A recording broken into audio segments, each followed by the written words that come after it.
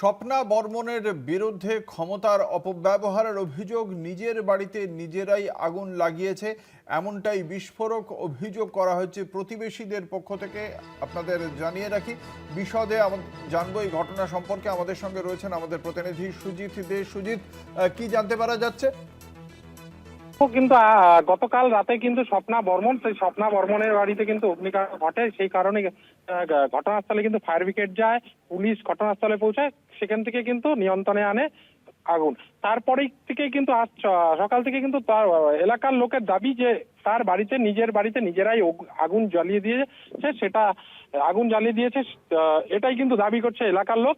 এই করে নিজে যেন আবার চাকরিটা পায়, এই কারণেই এলাকার লোকের দাবি, এটা দেখা যাচ্ছে। তারপরে কিন্তু স্বপ্না বর্মন আজকে কিছুক্ষণ আগে থানায় এসে কিন্তু অভিযোগ জানায়।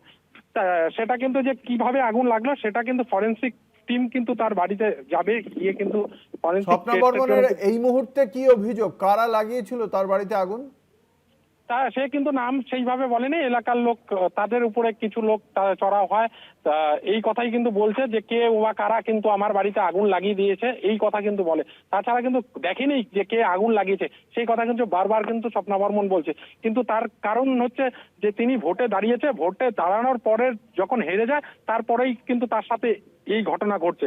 কিন্তু তার আগেও কিন্তু এলাকার লোকের দাবি যে ভোটে যখন দাঁড়িয়েছে তারপর সেই সময় থেকে কিন্তু তার ভাইরা কিন্তু গ্রামের লোককে হুমকি দিচ্ছিল, যদি ভোট না দেয় তাহলে কিন্তু তার 4 তারিখের পরে কিন্তু দেখে নিবে। এই অভিযোগটাও কিন্তু স্বপ্না বর্মনের যে এলাকার লোক তারাও কিন্তু করছে। তারপর যখন হেরে যাওয়ার পরের থেকেই কিন্তু এরকম একটা সমস্যা স্বপ্নার দাবি করছে এলাকার লোক। ধন্যবাদ। আমাদের সঙ্গে ছিলেন আমাদের প্রতিনিধি সুজিত দে।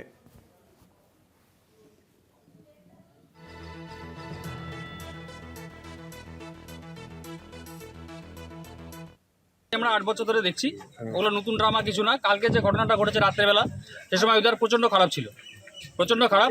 তো শুনলাম নাকি আগুন লেগেছে, বাই ফোনেই শুনেছি। তারপর আমরা যখন দেখে গেলাম আগুন ঠাগুন কিছুই সেরকম লাগেনি, ওরা দুই ভাইরাই লাগিয়ে দিয়েছে।